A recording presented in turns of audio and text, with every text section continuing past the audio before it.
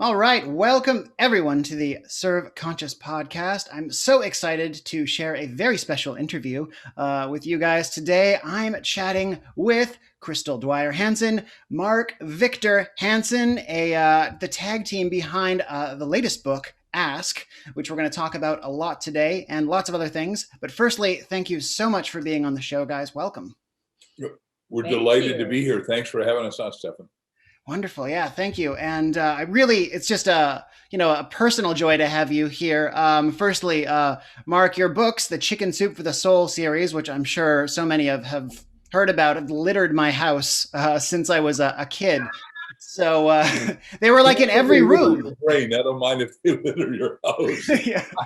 Litter's the wrong word. They were just, I feel like everywhere I turned, there was a shelf with that book on it. And You're the one. I need to know how to multiply you and find you. You're our ideal client. Thank you very much for that. yeah, and it was my parents. They were interested and kind of introduced me to that. And yeah, those kind of inspiring stories generally were part of my life growing up. So it's just, yes. Great parents. And every kid, look, I got a vested interest because I've sold 500,000 books, but so it doesn't mean if I eat or not, so I don't want people to get that, but everybody needs to have a good story. And the reason that Jack and I, Dr. Canfield and I wrote Chicken Soup is that we thought the soul of America was in trouble. We found out the soul of the world was in trouble. And by the way, I will just put my own 2 cents in and say, I think it's in trouble again. Oh, it's not fine now. Oh, okay. I thought it was fine now. Yeah, definitely not fine now. Like there's a lot of pain and a lot of suffering in the world. And it seems that, stories always have an impact and can always cut through that. And actually, your guys' book starts with a story. And was that kind of fueled by this philosophy of the power of storytelling to help communicate big ideas? Yes, absolutely. So our new book, which is our first co-authored book, Ask, The Bridge from Your Dreams to Your Destiny, does start with a fable. We call it the Fable of Michaela. And when we discussed it, we thought about doing like a fable on an animal. We about an animal. We love stories, like you're saying. And stories are just a really easy, fast way to teach a lesson because stories all have patterns. And human minds recognize those patterns. So we recognize that pattern in the story at a very intrinsic level, and we can sort of apply that to our lives very easily. And especially if there's emotion in the story, because we anchor memories to emotion. So we decided after chatting about it that we would do it about a girl. And Mark and I, each took chunks of the book and would write on those, and then we put them together. And I was usually the editor and kind of do the transitions. But so I started working on the fable thinking we would both work on it. And I just kept writing it and it just kind of flowed out. And so I handed it to him and I said, what do you think of this? And he read it and he started crying. And I thought, wow, I think he likes it. And so we were planning on cutting up the fable and kind of putting it in 4 sections. He's like, no way, we're putting this at the beginning of the book. It's a great way to start the book. And that was really intuitive of him because everyone's loving it. It is a great way to get into the broad lesson of the book because it really is every woman and every man's story. Yeah, the breadth of it I think is impactful because a lot of people skip the Roman numerals part of the book. Like, let's get to the actual beginning of the book. But the fact that it keeps going makes one think like this is, I think, really important. Like there's a lot being said here, and I think it would draw the reader back into maybe like actually finishing that part. Well, I've had 3 Guinness Book of Records, as you know, sell 59 times #1 New York Times bestseller. Nobody's done that. 500 million books. Nobody's done that. More titles than anyone. By the end of the year, I'll have 318 titles. And you read one of my titles like Ask, it's pretty hard to miss what that says. Now, why it says that is the big guy said, ask and you shall receive. But the point is, no one detailed it until us. When she wrote the prologue, which we call the Fable of Michaela, it was so dynamite. I said, look, I think you're going to get a Guinness Book of Records for the world's longest prologue because we asked people to take the book like we sent to you and said, I think you ought to start by reading this. And now we've got Hollywood talking to us about doing it a movie because, and they said, well, we'll change it forward or we'll do it animation. I said, no, we think we're going to stay stuck on this probably, that it's got to be time of kings and queens because then you don't get stuck in. Because if you suspend your judgment and start asking, you wake up your imagination, you wake up your intuition, you wake up a brain inventory stuff. A mind can think, and we want people to get into their higher mindedness, because this is a show on serving consciousness. And to serve consciousness, you have to think at levels that you haven't thought before. Yeah, absolutely. And you know, I just think about that story and how it, you know, it feels like I think of Joseph Campbell's saying, actually, a myth is something that never happened that's always happening. And I think a good story has that sense of like, okay, maybe this isn't like literally something that happened, but it is just a fundamental like truth of being alive. It is a fundamental truth. And Michaela's story starts off, I'll just hit a few highlights just to intrigue the listeners here. But she's lost everything. She lost her mother, then her father, then the bill collectors took away her home. She's sleeping in a grove of trees. And she's just really hopeless. She has nothing left, she feels, to really live for. And her work every day is about moving. She's basically an indentured servant at a stone quarry. Her work is about moving heavy rocks from one place to another all day long. And I think for some people, life feels like that, especially right now, Stephanie, because so many people have gone through so much. It's been scary, it's been uncertain. A lot of people are still afraid to go out and live again.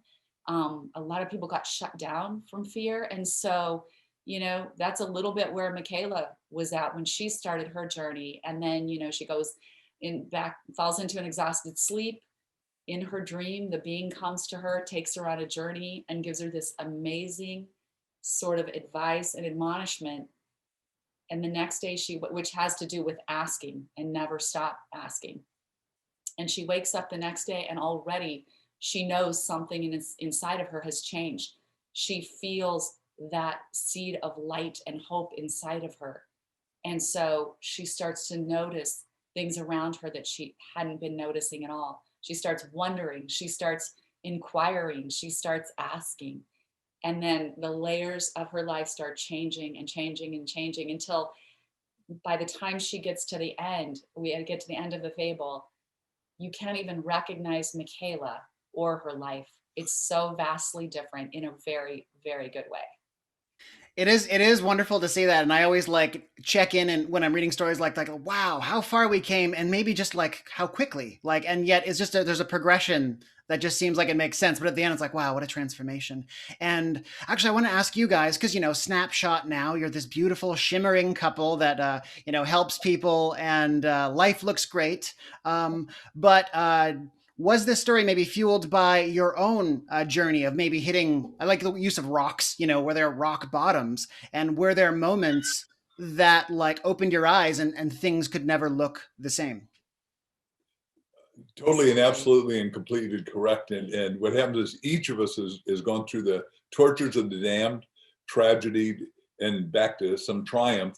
And I would like her to do her story because it's so critical here. What about your bankruptcy? Well, I could do my bankruptcy, but the point is, she even had some prophetic dreams that were translated into that wondrous story that took it over. But my own story, just real quick, is 1974. I've been in graduate school with arguably the smartest guy on the planet, Buckminster Fuller. He did geodesic domes, major inventions, 40 major books, genius. And I was going to be a doctor of physiology, and I'm listening to him talk to 5,000 kids at Southern Illinois University, and I'm going, I'm a hotshot, man. I got me a 4.0. I'm cool. I don't know if you know the term sophomoric, but I was.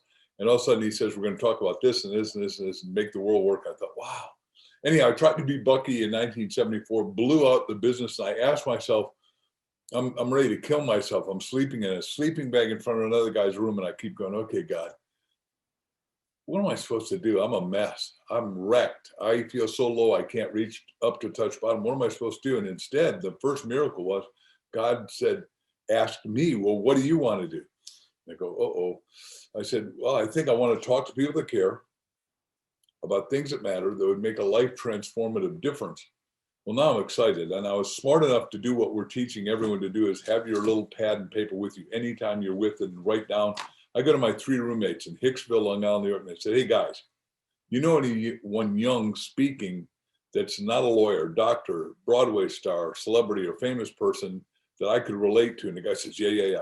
Second miracle, my roommate, after asking, said, here's a ticket. I can't go. Go hear this guy. He's a wow out in Hauppauge, Long Island, New York. Well, for 3 hours, this guy, Chip Collins, who later became my friend and mentor, I couldn't believe he wowed the audience when the interest rates are at 28%. So it was the crappiest time ever to be in real estate up until now, right? At some different levels, why now? But the point is, it was a mess.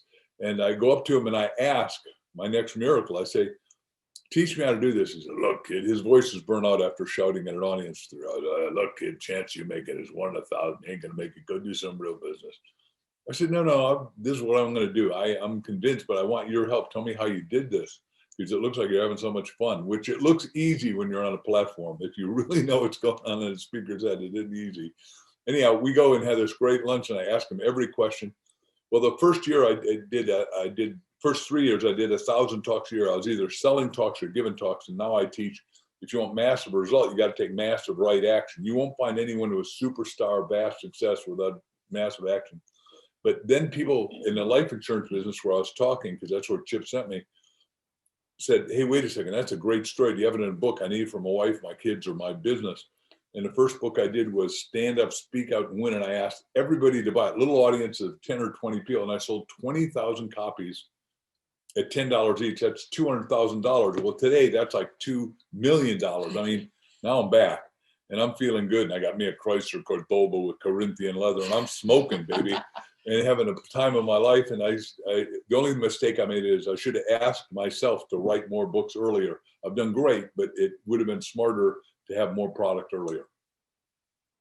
Wow, beautiful, and so many valuable points of wisdom in there. And I like the idea of like massive action, and that kind of stood out to me, like taking massive action, and that means like action that has, I guess, intent driving it. And actually, is that intent driven by asking for the right things and having that kind of clarity of like what you want and what you're doing? Because this is to serve your consciousness. Everything, mindset creates money set. Mindset creates health set. Mindset creates spiritual set. Mindset, like you're asking, creates everything. So once I got going and had the right mindset, and my mindset was massive right thinking gets massive right result. Well, it is a joy to serve. And if you're going to serve, because you're in the service business and train people in the service business at every hotel and hospitality center in the world and others, is that we've got to go back to massive right action. First of all, massive right thinking to take massive right action to get massive right result. Amazing. And Crystal, did you want to share your story as well? I think that was being encouraged too. Your story of, hitting a wall or a low point and then the eyes opening experience. Yeah, I think one of the most difficult times in my life was when I was quite young. I was one of those kids who found high school to be really easy and quite boring. And so I accelerated my curriculum and graduated myself at age 16 and married my boyfriend who was 5 years older. Not a great life plan, as it turns out. Um, 2 years later, I'm in a brand new city, divorced, baby on my hip, no family, no friends, and absolutely no idea how I was going to support myself. So I did the only thing I could think of at the time, and that was to apply for food stamps. And I remember standing at the grocery counter, ready to check out, my diapers and my food, exchange those food stamps for those. And I had this huge epiphany, and it's like a question dropped in my mind. It was actually two questions. The first question was, how did I get here? Followed by a second question that was so clear to me. It was like my moment of truth. And it was, are you doing the best you can to get out of this, or are you taking the easy way out? I literally heard that question in my mind, and I was like, oh, I knew the answer. I knew I wasn't doing the best I could. I knew this was like taking the easy way out. And I honestly didn't even know what the best I could do was, but I knew I wasn't doing it. And so I had the most instantaneous pivot where by the minute I was handing those food stamps, I reached out and handed them to her. I had so much conviction in my brain. I was like, this will not be my future. And I honestly think I looked a little fierce when I handed them to her. So I went home and I really didn't have any answers, but I knew suddenly I had questions. I really had that awareness. So I started asking, like, who would hire me tomorrow? What are my skills? What can I do? So the minute I started asking those questions, I remembered hearing on the radio about temp service agencies, get a job, start work tomorrow. It was like Kelly girls. So I called them up, filled out the paperwork. They started calling me. Fortunately, I'd worked in high school. I'd worked at, Taco Time. I worked at a clothing store. I worked at filling it in my dad's attorney's office. So you start getting these jobs, start filling it in attorney's offices, start doing sales at conventions that came through town. I started like setting up booths at malls, just all these random jobs that would come to me. And I started learning a lot about myself. I really learned that I loved small business owners. I thought it was just so amazing that someone could like get an idea, start a business and just go and do it. And I was so intrigued by that. And then I really love sales. So I decided to put myself through real estate school at that point. And in the meantime, a few people approached me and said, you should do some modeling. And I thought, gosh, what do I have to lose? So I went to the biggest modeling talent agency in our city. And I was like, would you sign me? I asked them if they'd sign me. And they're like, well, have you done this before? Read some lines. So I kind of stumbled through the lines and stumbled down the runway. And fortunately, they signed me. And I ended up doing some television commercials. And the television commercials ended up going national. So literally in a little more than a year and a half from that time that I was turning over those food stamps for my diapers and groceries, I now am working as a licensed realtor for the top home builder in our valley. I became the #1 realtor, and I'm getting these amazing residuals, which are like royalties, for television commercials. And because I booked enough income for that, I had to join Screen Actors Guild. They make you, quote unquote, which was wonderful because now I'm getting the best benefits, insurance benefits possible for myself and my little boy. And I can't tell you how many times, Stefan, that I thought back about that moment, like, thank God that question came into my mind. Thank God, because it would have been so easy to cascade into my misery. I had every excuse, every reason. I'm young, no help. And I'm just really thankful for the questions. And I'm thankful that I had enough courage to answer it honestly, because it's easy to fool ourselves. We really need to, when we start asking these questions, we really need to answer these self-reflection questions honestly. Yeah, wow. It's like the fable of Michaela. I'm just thinking about the before and after snapshot. Like, wow, things escalated quickly, as they say, and you came so far. And I want to talk a moment about what you might think that voice is, because I teach mindfulness, and when you start looking at the mind, it's filled with detritus. There's like 50,000 thoughts a day, and there's plenty of throwaways, and yet there's usually that one thought that just seems like it really does have something wise to say, rather than the usual repetition in the mind, the usual maybe like ways that the mind uses to defeat itself. What is that voice, and how do you identify like this voice knows what it's talking about? Right. Do you want to take that? I want us both to take it with your permission. I will go first and I will be brief. How's that? I think that what we're teaching is you got to ask yourself, ask others, and ask God. I'll just do the ask God part. I think everyone today, more than ever before, to get out of COVID confinement cocoon, has got to say to themselves 100 to 400 times before you go to sleep, push back slumber, and say, God, what's your destiny for me? God, what's your destiny for me? God, what's your destiny for me? That'll get you to the key thought. Now, if you want to get rich, you say, God, what is my $1 million idea? What is my $1 million idea? Because what you said is the mind is, God, 18 billion brain cells and 50,000 thoughts a day, but they're sort of constipated and they're sort of on a hamster wheel. Let's do this again and again. But if you ask very specifically before you go to sleep, or go into deep, deep meditation and have the right music, or do your crystal code belts, or what bell, what did I say? Crystal bell, Yeah. crystal bell, or bowls, the Tibetan bowls like we got. You get to a higher space, then you will come to your right answer. Because, well, I got to carry out the garbage is not the level of thought that's going to make you money unless you're going to become a garbage person. With that, I hand it to you, darling. Well, just in asking about where is that voice, what is that voice? For me, I think because of, we study the Bible a lot. We really dive deeply into scriptures.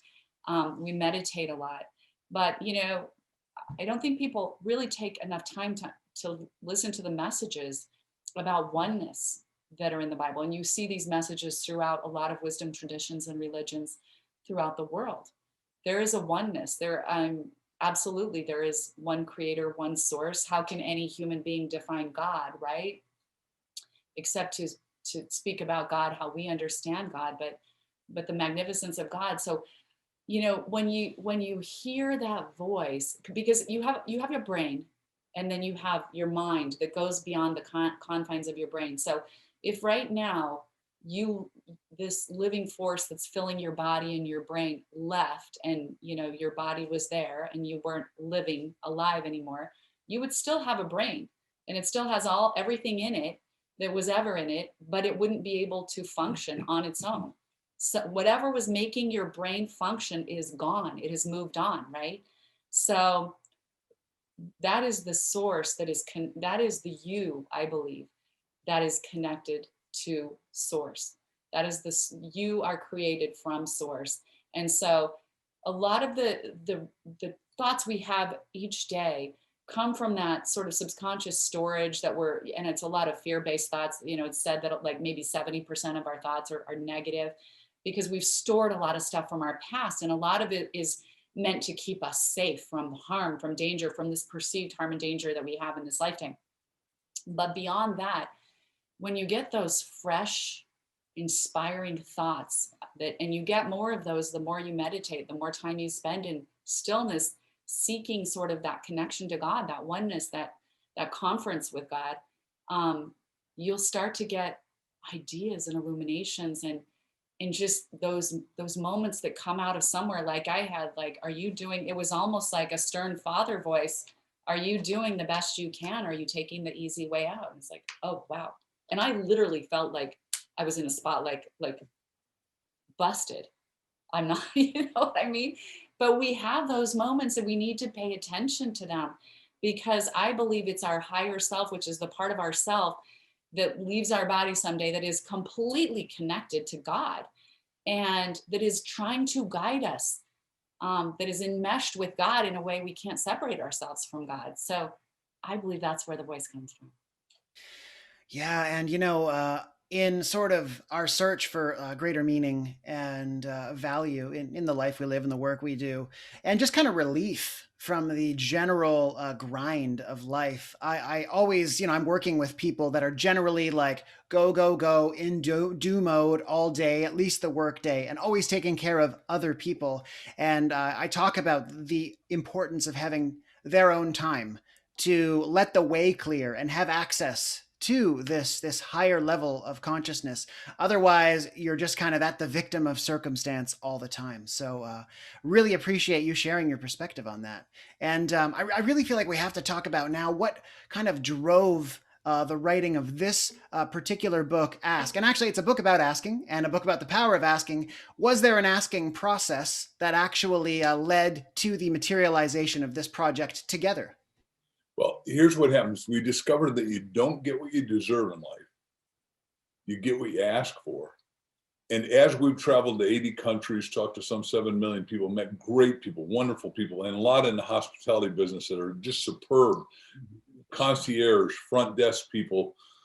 And they've been, by the way, unequivocally, they've been good to us. And it could be, and not everybody knows we're famous. Most times when we're checking in, especially with our grandkids, they just think it's nice people walking in. Hopefully they think we're nice people. So, but what we discovered, Stefan, is that the difference between somebody who succeeds a little and somebody who becomes vastly successful is somebody who really does know how to use their thinking in an absolutely appropriate way to them, because they've learned to ask, and they're asking the right questions at the right time to the right people to get the right results right here, right now, so they can be what they want to be, do what they want to do, and have what they want to have. And you say, well, everybody knows how to ask. No, we discovered that there are 7 major roadblocks to asking. Most people have one of these or more of these, or sometimes all 7 of them at once. All of us have had all 7 at one time or another, but sense of worthiness, right? We got a great story in there about my friend Bob Proctor. Sense of excusology. We got a story in there about my brother who wouldn't ask for help when he needed it. And we can talk to any one of these. Sense of naivete, which we have a great story about her housekeeper who just woke her up to what was possible. Sense of sorry, I'm hitting papers on my own desk here. Sense of disconnection, sense of pattern paralysis, where you keep doing the same thing and expect a new result. And the trouble with AAA type behavior that are go, go, go, is that what we're saying is it's only by asking that you understand that you are a human becoming. And then the question is, the subtitle of our book, Ask, The Bridge from Your Dreams, Your Destiny. We believe, and I hope you do, everybody is coded at depth, at birth, to have a destiny. And if you don't ask, you won't get it. And I'll just do one quick thing and I'll let it go back to your questions, is that I've worked with a lot of groups, many dentists, and dentists, you know, you grow up, I'm going to be a dentist, and you get stuck into drilling and filling, which is nothing wrong with it. I'm very thankful that I've had good dentistry. But the point is, we know two dentists who one saw a piece of string. Now, everybody's had a piece of string and turned it into dental floss with a little wax. And Zig Ziglar's joke was, how many teeth have I got to floss? Only the ones you want to keep, right? This guy made $2 billion with a little piece of string. Pretty cool, I think. The other guy in Newport Beach, where we used to live, we now live in Scottsdale, Arizona, you found 3D printing and said, wow, I could print teeth. He asked himself how he could make a fortune. Now he makes $2 million a week. What I'm saying is everybody is in service, but if you're in service and stuck in service by one of those 7 roadblocks, you're in a lose-lose, or a lose, maybe I'm okay. I'm saying you're not only enough, but you're enough to be creative, innovative, imaginative, because there's a creator in the creation if you learn how to ask. Yeah, and I really appreciate you mentioning your lives being touched by service professionals, because I feel like service professionals, actually what drives a lot of my work is that they don't feel that they're significant and that they have much value, and that they have much to offer. And they don't think about how much that they can be an influence, because there is a roadblock, many roadblocks that you've mentioned within the kind of lowly service mindset of like, I'm not worthy, I'm not significant, I was capable of more, but I fell back to service because I just didn't make the right decisions. But within the service role, what do you think can shift in terms of the mindset, so that even without anything changing, like let's say everything remains the same, how could somebody who, let's say, works as a waiter, works as a call center employee, tap back into their innate value to really serve on maybe the higher level they want to within what they're doing right now? We are exceedingly close friends with the lady, Mitzi Purdue, who's an only double heiress, Purdue Chicken. But before that, her daddy started during the Depression a little hotel chain you've stayed at and probably worked at called Sheridan Inns. And the reason he made it during the worst time in America, 1929 to 1939, and had the fastest growing hotel chain, was one reason. He said, I'm not going to fire any of you. We're all going to operate at highest levels. I get goosebumps telling you this. We're going to operate at, because it's really true. If you operate at the highest level of excellence, we're going to outserve every patron that comes in here. I don't care what you do, whether you're cleaning toilets or whatever. He said, I've done it. You're going to do it, but you're going to do it with more excellence. This is going to be the friendliest, most growing, happiest hotel ever. And I promise all of us will grow and all of us will bonus by it. And his name was Ernest Henderson. Mr. Henderson really saw that, and during the Depression went from 0 hotels to 400. I mean, to me, it blows my mind, because in the worst economy, which we got 50 million unemployed Americans and 1 billion unemployed around the world, service is a giant, expanding, invisible business that most people say, well, I don't care about service. No, if you come into service with an attitude of gratitude and decide that everybody that comes in is important, but you remember that you're important and that you're going to source them and serve them at the highest, best, most extraordinary levels, like we want to do with our book, serve each and every one of you, it'll take you to new levels. And if you start asking, you're going to know about that patron, even if you're going up and down an elevator with them at one of the many hotels that you help. Awesome. Thank you for quoting that great story from a great service superhero. When these people that have service businesses that take it to another level and outstrip everyone else, it's always just has a particular inspiring quality to me, and really shows you, the power of the human being to really touch lives and be excellent. So awesome. I don't hear the Sheraton story told enough, actually. There's a lot of ones we like to default to, us service geeks. So thank you for that. Gladly. By the way, I'll get you Ms. Mitzi Purdue. You ought to interview her at depth about her dad, because every one of her sisters and brothers, all of whom are still alive, she's in their 80s, are still alive and have all had to work in the hotel. And let me just hit on that just real quick, because I did something on it, and then I got to give it back to my wife because she's got an answer too for you. But is it the service people are the greatest, but they can't undervalue themselves, because if you undervalue yourself, you live below your privilege. That's the point I was trying to make. Mm. If you undervalue yourself, you live below your privilege. Love it. Yeah, thank you. And that means a lot to me. I'd love to connect. Absolutely. So would follow up with you on that later, definitely. So yeah, Crystal, what do you think of that? Of taking whatever role you have. Usually people have a service role, whether or not they realize it. And usually people think they're much more lowly than they actually are. How do you work with people with that mindset? You know what? Every job that anyone does is a noble job. And honestly, all of I'm going to say all of us who are in service, because you might think that, okay, Mark and I are entrepreneurs and we own our own businesses and we're doing this, but what we're really doing is serving every day. Okay. All of us, I mean, the only thing we do in this life that matters is service. And those jobs that every service person does, that is the golden product that is being offered to the world. You are the golden product that's being offered. Without you, I mean, whether it's, Jeff Bezos, he had a great idea and he's a hard worker and he pulled the idea together.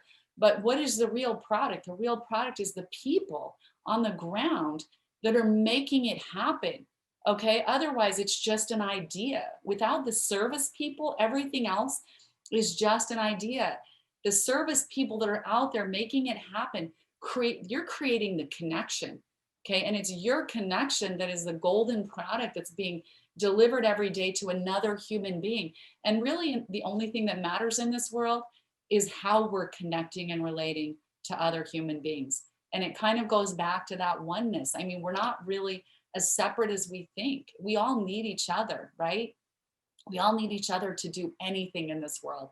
So service is an amazing, amazing and noble calling to be in. It really is. Thank you for mentioning that. And I find sometimes, in my career, in the most difficult moments or periods where I thought I wasn't really that great or my life hadn't gone far enough, there is that voice that says, is there really anything like more important than just simply relating to someone in a way that is joyful and connected and caring? And it kind of reminds me of just the simple truth and the simple value of life that can be lived in any moment without having to be some kind of accomplished person. So such an important reminder for the listeners. So thank you. Well, Martin Luther King said, all of us can be great because we can serve greatly. Yeah. And the founder of Southwest Airlines is a Horatio Alger Award winner like us. And he and I are standing in tuxedos, goofing around in front of the Ritz-Carlton in Washington, D.C. at a meeting. We started singing, and all the bellmen came over, and they're all doing equivalent kumbaya together. And everybody was lifted up. Cars were coming in there. These guys are either drunk, crazy, or they're really important. And thank God it was the latter or the last. But we made everybody feel good. And everybody that travels and stays at one of the great hotels that you're training needs to understand you got to treat everybody well, because the concierge can get you tickets that they've got stored away. The little lady that's cleaning your room, if you need an extra pillow, like my wife is a pillow maven, when we call down, boy, they are up to our room with an extra pillow almost instantly. So sweet. No, we appreciate, and that's the thing for all of us who are listening. We also need to appreciate the people who provide such great service. I mean, it really is such a labor of love, and it needs to be returned with the same kind of love and appreciation. So we feel like that's always super important to remember. It's sort of like that circle of giving and receiving. Yeah. And wow, we could talk another hour about that circle actually, but I feel like I should, we got a few minutes left. I want to come back to just talking about your book. And in the last few minutes, is there anything else you'd like to leave people with? Because I really want people to kind of really start getting their asks right. And there are so many ways I feel like you can get it wrong. I've got mine wrong so often. And I've asked in vague ways because I didn't want to seem like too needy, or I wasn't really sure. Or I've asked in ways that were like maybe demands, or maybe they were in like things I thought I was entitled to. And I've run into a lot of roadblocks with asking. I think now I've just gotten a little better at it. So, for myself even, and for our listeners, how can we just start improving how we ask so that we can kind of really start aiming ourselves in the direction that we want to in our lives? Right. Well, there are so many. I mean, first of all, it's recognizing that there are three channels that are equally important to learn: the ask yourself, ask others, and ask God. And each of those channels is equally important, because the ask yourself part is that reflective journey to get where you want to go in life, whether it's in your relationships, your health and fitness, your career, or just the sense of life purpose. We all need to take that reflective journey. And there are like all kinds of questions in the book, like the holding up the mirror questions, the self-reflective questions. All of these things are going to help you define what you want to do, where you are now, where you want to be, and the action steps you need to take to get there. Because we're all evolving and growing. Even if we say, look, I want to be in service, but there's always something more for you. There's always something, a new horizon, and it can be in your career, relationships, or your health and fitness, but we can't get there without asking, because asking is the only mechanism that has the ability to reveal what is hidden from you. The second part, the ask others part, the studies we looked at showed that most people are terrified to ask. And everyone going into the study pretty much felt the same way, that if they asked for help, information, advice, or just assistance in, getting something done, that they would be perceived as being stupid, ignorant, uninformed, or that they were just basically pushy and obnoxious. But the studies show just the opposite, that if you're just willing to ask somebody for what you need, help, information, advice, just some assistance, that you'll have an 80% more likely chance to get your request granted. So we just have to put ourselves out there and ask, right? And not be scared. And the other part of the studies revealed that people in business who are the best question askers, and this was really important for service, the best question askers are the most likable people. So even in service, are you asking enough questions? Are you interested in your client enough? You're going to get the best tips. I promise you, they're going to love you if you ask the right questions. How can I help you? What's important to you? Is there anything I can do to make your experience better? It's all those questions, right? And in the dating survey, the people who ask the most questions and the better questions were the ones who got the second date. So like the whole, picture of asking is so important to each of us as human beings. It's such a little word that seems so benign, but it like makes a seismic difference in your life when you learn the art and science of asking and work on yourself to become that master asker.